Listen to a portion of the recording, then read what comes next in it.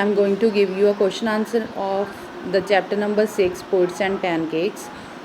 First question we have, what does the writer mean by the fiery misery of those subjected to the makeup? Writer ਦਾ ਕੀ ਮਤਲਬ ਆ fiery misery ਦਾ ਮਤਲਬ ਹੁੰਦਾ ਤਰਸਯੋਗ ਹਾਲਤ of those subjected to makeup। ਕਹਿੰਦੇ ਇਹਦਾ ਸੰਬੰਧ ਕਿਹਦੇ ਨਾਲ ਸੀ? ਮੇਕਅਪ ਦੇ ਨਾਲ ਸੀਗਾ। ਕੀ ਮਤਲਬ ਹੈ ਇਹਦਾ?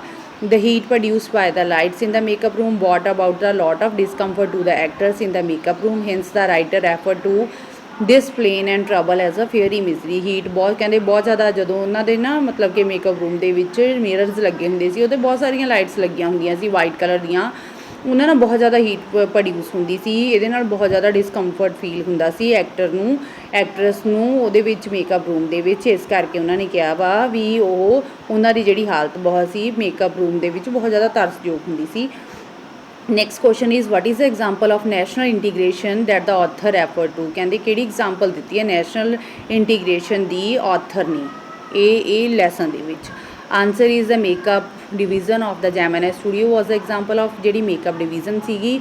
ਮੇਕਅਪ ਰੂਮ ਜਿਹੜਾ ਸੀਗਾ ਉਹਦੇ ਵਿੱਚ ਬਹੁਤ ਅਲੱਗ-ਅਲੱਗ ਜਗ੍ਹਾ ਦੇ ਉੱਤੋਂ ਲੋਕ ਆਏ ਹੋਏ ਸੀਗੇ। ਕਹਿੰਦੇ ਉਹ ਬਹੁਤ ਵੱਡੀ example C national integration the. According to the author ਦੇ ਅਨੁਸਾਰ this is so because people from different, ਕਹਿੰਦੇ ਇੱਥੇ ਦੇ ਜਿਹੜੇ ਲੋਕ ਕੰਮ ਕਰਦੇ ਸੀ ਉਹ ਡਿਫਰੈਂਟ ਰੀਜ਼ਨ ਤੋਂ ਸੀਗੇ, ਵੱਖ-ਵੱਖ ਖੇਤਰਾਂ ਤੋਂ ਸੀ, ਵੱਖ-ਵੱਖ ਧਰਮਾਂ ਤੋਂ ਸੀ। ਰਿਲੀਜੀਅਸ ਗਰੁੱਪ ਵਰਕ ਟੂਗੈਦਰ, ਕਹਿੰਦੇ ਇਕੱਠੇ ਕੰਮ ਕਰਦੇ ਸੀ ਇਨ ਦਾ ਸੇਮ ਡਿਪਾਰਟਮੈਂਟ ਦੇ ਵਿੱਚ।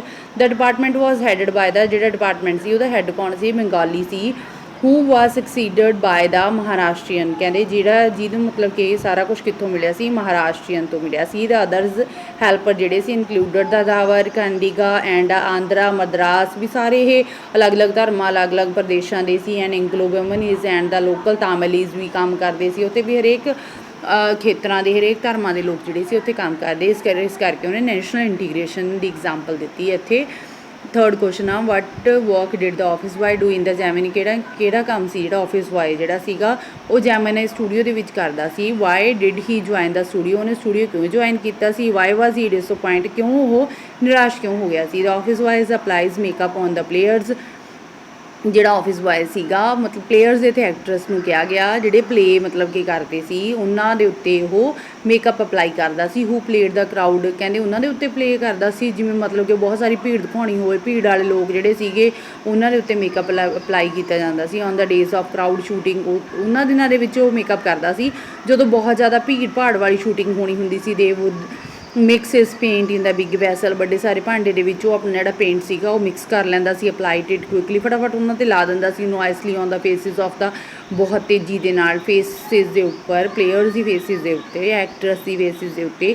He had join the studio with the, ਉਹਨੇ ਜਿਹੜਾ ਸਟੂਡੀਓ ਸੀ ਇਹ ਆਸ ਦੇ ਨਾਲ ਜੁਆਇਨ ਕੀਤਾ ਸੀ। ਔਰ ਬਿਕਮਿੰਗ ਦਾ ਸਟਾਰ ਐਕਟਰ, ਤਾਂ ਜੋ ਉਹ ਸਟਾਰ ਐਕਟਰ ਬਣ ਸਕੇ, ਔਰ ਸਕਰੀਨ ਰਾਈਟਰ ਬਣ ਸਕੇ, ਡਾਇਰੈਕਟਰ ਬਣ ਸਕੇ, ਔਰ ਦਾ ਲਿਰਿਕ ਰਾਈਟਰ ਬਣ। ਲਿਰਿਕ ਦਾ ਮਤਲਬ ਹੁੰਦਾ ਉਹ ਵਿਅਕਤੀ ਜਿਹੜਾ ਕਿ ਸਟੋਰੀ ਵਗੈਰਾ ਲਿਖਦਾ ਹੋਵੇ ਜਾਂ ਗਾਣੇ ਵਗੈਰਾ ਲਿਖਦਾ ਹੋਵੇ। ਹੀ ਵਾਜ਼ ਡਿਸਅਪੁਆਇੰਟ, ਪਰ ਉਹ ਨਿਰਾਸ਼ ਸੀ। Because he failed and remained only a boy, ਕਿਉਂਕਿ ਹੁਣ ਉਹ ਕੀ ਸੀਗਾ? ਕਿਉਂਕਿ ਸਿਰਫ ਇੱਕ ਲੜਕਾ ਬਣ ਕੇ ਰਹਿ ਗਿਆ ਸੀ, ਵੀ ਮੇਕਅਪ ਆਰਟਿਸਟ ਬਣ ਕੇ ਹੀ ਉੱਥੇ ਰਹਿ ਗਿਆ ਸੀਗਾ, ਇਹ ਤੋਂ ਜ਼ਿਆਦਾ ਹੋਰ ਕੁਛ ਨਹੀਂ। ਫੋਰਥ ਕੁਐਸਚਨ ਆ, why did the author appear to be doing nothing at the studio? ਜਿਹੜਾ ਆਥਰ ਸੀਗਾ ਕਹਿੰਦੇ ਕੁਛ ਵੀ ਨਹੀਂ ਕਰਦਾ ਸੀ ਸਟੂਡੀਓ ਦੇ ਵਿੱਚ। ਕਿਵੇਂ? Answer is author duty was, author the duty ਕੀ ਹੁੰਦੀ ਸੀ? ਕੱਟ out newspaper clipping on the wide variety of subjects, ਕਿ ਅਲੱਗ-ਅਲੱਗ ਸਬਜੈਕਟਸ ਦੇ ਉੱਤੇ ਉਹਨੇ ਕਿ ਨਿਊਜ਼ਪੇਪਰ ਦੀਆਂ ਕਟਿੰਗਸ ਕੱਟ ਕਰਨੀਆਂ ਨੇ। Store them in the file, ਤੇ ਉਹਨਾਂ ਨੂੰ ਫਾਈਲ ਦੇ ਵਿੱਚ ਸਟੋਰ ਕਰਨਾ। Many of these had to be written out in the hand, ਬਹੁਤ ਸਾਰੀਆਂ ਜਿਹੜੀਆਂ ਸੀਗੀਆਂ ਉਹ ਮਤਲਬ ਕਿ ਹੱਥ ਦੇ ਨਾਲ ਲਿਖੀਆਂ ਹੁੰਦੀਆਂ ਸੀ। Onlookers notice them merely tearing up, ਲੋਕ ਉਹਨੂੰ ਦੇਖਦੇ ਸੀ ਸਿਰਫ ਉਹਦਾ ਕੀ ਹੈ ਨਿਊਜ਼ਪੇਪਰ ਹੀ ਪੜ੍ਹ ਰਿਹਾ। ਹੈਂਸ ਟੂ ਦੈਮ ਦੇ he seem to be doing next to nothing, ਇੱਦਾਂ ਲੱਗ ਰਿਹਾ ਸੀ ਵੀ ਕੁਛ ਨਹੀਂ ਕਰ ਰਿਹਾ। ਨੈਕਸਟ ਕੁਐਸਚਨ ਆ, why was the office boy frustrated? Office boy ਜਿਹੜੇ ਸੀ ਉਹ ਬਹੁਤ ਜ਼ਿਆਦਾ ਫਰਸਟ੍ਰੇਟਡ ਕਿਉਂ ਹੋ ਗਏ ਸੀਗੇ? Y did he show his anger on, ਕਿ ਇਹਨਾਂ ਦੇ ਉੱਤੇ ਉਹਨਾਂ ਨੇ ਆਪਣਾ ਜਿਹੜਾ ਗੁੱਸਾ ਸੀ ਉਹ ਦਿਖਾਇਆ ਸੀ। ਦ ਆਫਿਸ ਬॉय ਜਿਹੜਾ ਸੀਗਾ ਉਹ ਫਰਸਟ੍ਰੇਟ ਹੋ ਗਿਆ ਸੀ। Because despite getting a good opening he remained only ਆ, ਬਹੁਤ ਵਧੀਆ ਮਤਲਬ ਕਿ ਉਹਨੂੰ ਉਹਦੇ ਕੋਲ ਡਿਗਰੀਜ਼ ਵਗੈਰਾ ਸੀਗੀਆਂ ਪਰ ਫਿਰ ਵੀ ਉਹ ਕੀ ਬਣ ਕੇ ਰਹਿ ਗਿਆ ਸੀ? ਆਫਿਸ ਬॉय ਬਣ ਕੇ ਰਹਿ ਗਿਆ ਸੀ। ਇਹ ਹੈਡ ਆ ਗੁੱਡ ਫਾਰਮਲ ਐਜੂਕੇਸ਼ਨ, ਬਹੁਤ ਅੱਛੀ ਐਜੂਕੇਸ਼ਨ ਲਈ ਹੋਈ ਸੀ ਉਹਨੇ। ਵੁੱਡ ਰਾਈਟ ਪੋਇਟਰੀ, ਲਿਖ ਸਕਦਾ ਸੀ।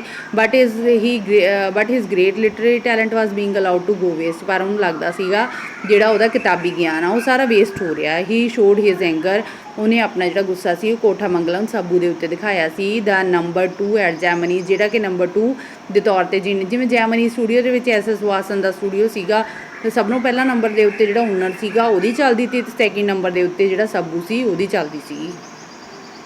ਹੂ ਵਾਸ ਸਾਬੂਜ਼ ਦਾ ਪ੍ਰਿੰਸੀਪਲ ਕੌਣ ਸੀ? Mister SS Vasan, the founder of ਜਿਹੜਾ ਮਿਸਟਰ SS ਵਾਸਨ ਸੀਗਾ ਫਾਊਂਡਰ, ਜਿਹਨੇ ਜੈਮਨੀ ਸਟੂਡੀਓ ਬਣਾਇਆ ਸੀ, ਉਹ ਸਾਬੂ ਦਾ ਪ੍ਰਿੰਸੀਪਲ ਸੀ। Subbu is described as many sided genius, list 4 of his special ਐਬਿਲਿਟੀਜ਼।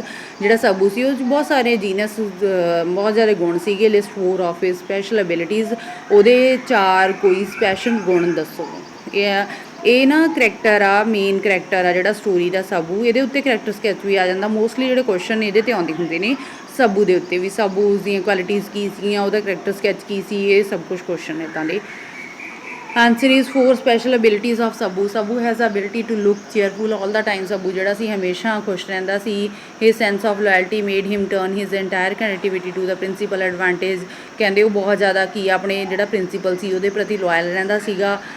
Film making was quite easy with Subbu around. Film making ਦਾ ਕੰਮ ਉਹਦੇ ਲਈ ਬਹੁਤ ਜ਼ਿਆਦਾ ਸੌਖਾ ਸੀ, ਵੀ ਬਹੁਤ ਈਜ਼ੀਲੀ ਕਰ ਲੈਂਦਾ ਸੀ ਇਹ ਸਾਰਾ ਕੁਛ। ਹੀ ਵਾਜ਼ ਲਿਟਰਰੀ incline to a poet A novelist. ਕਹਿੰਦੇ ਉਹ ਇਹ ਤੋਂ ਇਲਾਵਾ ਉਹ ਪੋਇਟ ਵੀ ਸੀ ਬਣ ਸਕਦਾ ਸੀ ਅਤੇ novelist we. He was an amazing actor ਵੀ ਸੀਗਾ ਉਹ। ਹੀ ਐਡਾ ਚੈਰੀਟੇਬਲ ਐਂਡ ਲਵਿੰਗ, ਬਹੁਤ ਵਧੀਆ ਮਤਲਬ ਕਿ ਦਾਨੀ ਵੀ ਸੀਗਾ, ਅਤੇ ਉਹਦੀ ਨੇਚਰ ਜਿਹੜੀ ਸੀ ਬਹੁਤ ਪਿਆਰੀ ਵੀ ਸੀਗੀ। Why was legal adviser refer to as a opposite by other. ਜਿਹੜਾ ਲੀਗਲ ਐਡਵਾਈਜ਼ਰ ਜਿਹੜਾ ਸੀਗਾ ਉਹ ਦੂਜਿਆਂ ਦੇ ਮਤਲਬ ਕਿ ਹਮੇਸ਼ਾ ਖਿਲਾਫ ਕਿਉਂ ਰਹਿੰਦਾ ਸੀ? ਦਾ ਲਾਇਰ ਵਾਜ਼ ਇਨ ਦਾ, ਜਿਹੜਾ ਲਾਇਰ ਸੀ ਉਹ ਕਿੱਥੇ ਕੰਮ ਕਰਦਾ ਸੀ? ਸਟੋਰੀ ਡਿਪਾਰਟਮੈਂਟ ਦੇ ਵਿੱਚ। He was officially known as the legal adviser ਦੇ ਨਾਂ ਦੇ ਨਾਲ ਜਾਣਿਆ ਜਾਂਦਾ ਸੀ। However his action did nobody any good, ਪਰ ਉਹਦੇ ਜਿਹੜੇ ਕੰਮ ਸੀ ਉਹ ਬਹੁਤੇ ਵਧੀਆ ਨਹੀਂ ਸੀ। He had unwittingly brought to an end the career of promising. ਇੱਕ ਵਾਰ ਉਹ ਕੀ ਸੀ, ਇੱਕ ਯੰਗ ਐਕਟਰਸ ਦੇ ਕਰੀਅਰ ਦੇ ਅੰਤ ਦਾ ਕਾਰਨ ਬਣਿਆ ਸੀ। Hence he was refer to as a opposite by other, ਇਸ ਕਰਕੇ ਉਹਨੂੰ ਦੂਜਿਆਂ ਦੇ ਮਤਲਬ ਕਿ ਦੂਜਿਆਂ ਦਾ ਵਿਰੋਧੀ ਮੰਨਿਆ ਜਾਂਦਾ ਸੀ। What made the lawyer stand out from others at the Gemini studio. ਕਹਿੰਦੇ ਕਿਹੜੀ ਗੱਲ ਸੀ ਜਿਹਦੇ ਨਾਲ ਜਿਹੜਾ ਲਾਇਰ ਜਿਹੜਾ ਸੀ ਉਹਨੂੰ ਬਾਹਰ ਕੱਢ ਦਿੱਤਾ ਦਾ from the others at the Gemini studio. The lawyer dress that he wore made him stand out from the other. He wore a pant tie something a coat, ਵੀ ਉਹ ਦੂਜਿਆਂ ਦੇ ਨਾਲੋਂ ਅਲੱਗ ਸੀਗਾ। ਕਿਵੇਂ ਅਲੱਗ ਸੀਗਾ?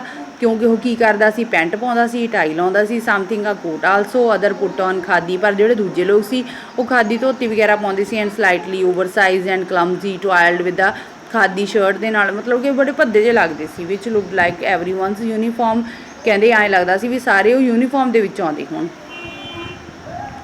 Did the people at a Gemini studio have a particular political affiliations? ਕਹਿੰਦੇ ਜਿਹੜੇ ਜੈਮਿਨੀ ਸਟੂਡੀਓ ਦੇ ਲੋਕ ਸੀ ਕਿ ਉਹਨਾਂ ਦੇ ਮਤਲਬ ਕਿ ਪੋਲੀਟੀਕਲ ਦੇ ਬਾਰੇ ਕੋਈ ਜਾਣਕਾਰੀ, ਅੱਛੀ ਜਾਣਕਾਰੀ ਸੀਗੀ, ਉਹਨਾਂ ਨੂੰ ਨੌਲੇਜ ਸੀਗੀ, ਜਾਂ ਉਹਨਾਂ ਦਾ ਇੰਟਰਸਟ ਸੀਗਾ ਉਹਦੇ ਵਿੱਚ? Answer is most of the people at the Gemini studio ਵਰ ਫੋਲੋਅਰ।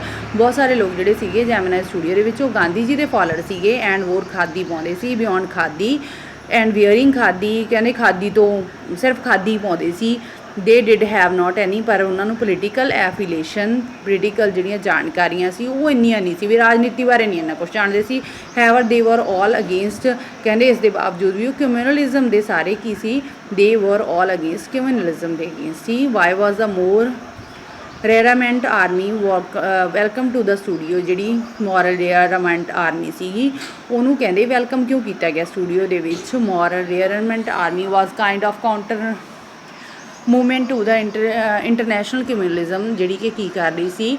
ਕਹਿੰਦੇ ਕਾਊਂਟਰ ਮਤਲਬ ਕਿ ਮੂਵਮੈਂਟ ਚਲਾ ਰਹੀ ਸੀ ਕਿਹਦੇ ਖਿਲਾਫ? ਕਮਿਊਨਲਿਜ਼ਮ ਦੇ ਖਿਲਾਫ। Big bosses of Madras like Vasan simply played into their hand. So ਉਹਦਾ ਮੋਰਲ ਐਨਵਾਇਰਨਮੈਂਟ ਵੀ ਬਹੁਤ ਵੈਲਕਮ ਦਿੰਦਾ। ਇਸ ਕਰਕੇ ਜਿਹੜਾ ਬਿਗ ਬੌਸ ਸੀ ਮਦਰਾਸ ਦਾ, ਲਾਈਕ ਵੈਸਨ ਜਿਹੜਾ ਸੀ, ਮਤਲਬ ਕਿ ਉਹਨੇ ਕਹਿ ਦਿੱਤਾ ਸੀਗਾ ਵੀ ਹਾਂ ਇਹ ਇੱਥੇ ਪਲੇ ਕਰ ਸਕਦੇ ਨੇ, ਇਸ ਕਰਕੇ ਉਹਦਾ ਵੈਲਕਮ ਕੀਤਾ ਗਿਆ ਸੀ ਜੈਮਿਨੀ ਸਟੂਡੀਓ ਦੇ ਵਿੱਚ।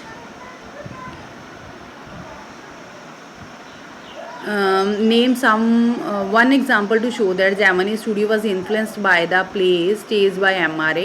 ਕਹਿੰਦੇ ਕਿ ਐਗਜ਼ਾਮਪਲ ਦਿਓ ਜਿਹਦੇ ਵਿੱਚ ਇਹ ਪਤਾ ਲੱਗਦਾ ਵੀ ਜਿਹੜੇ ਉਹਦੇ ਵਿੱਚ ਸਟੂਡੀਓ ਦੇ ਵਿੱਚ ਸ਼ੂਟ ਹੋਏ ਸੀ, ਪਲੇ ਸ਼ੂਟ ਹੋਏ ਸੀਗੇ, ਵੀ ਉਹ MRA ਮਤਲਬ ਕਿ ਮੋਰਲ ਰਿਟਾਇਰਮੈਂਟ ਆਰਮੀ ਜਿਹੜੀ ਸੀ ਉਹ ਤੋਂ ਪ੍ਰਭਾਵਿਤ ਸੀ। ਕਿਵੇਂ ਸੀ?